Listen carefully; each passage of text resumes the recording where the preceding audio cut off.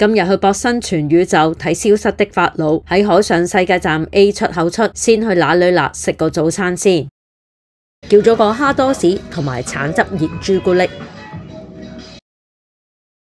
食物味道、環境都唔錯，但係出餐好慢，差唔多要成45分鐘先出齊我叫嗰2樣嘢。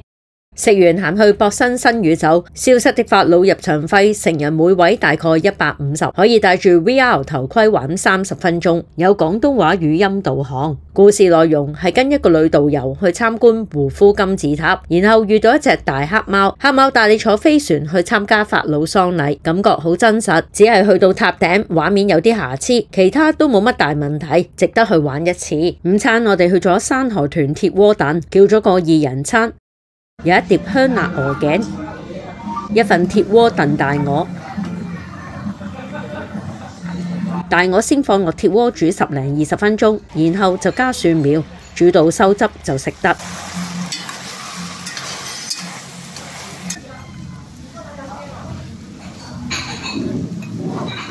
另外加錢叫咗碟炸江蝦，呢一個好好食。呢幾塊叫鍋出流，係塊好大嘅甜餅。薄嗰邊就脆，厚嗰邊就軟綿綿。山河團喺海上世界站 A 出口左邊，跟住去咗深圳藝術館附近行咗個圈。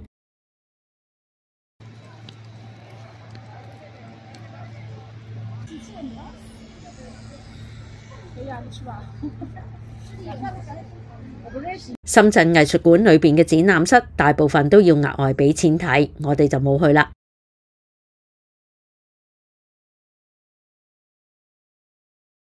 晚餐我哋去咗平安金融中心食貴州菜，呢一間店叫往遠，叫咗個2人餐，有2杯飲品，一碟宮保板筋、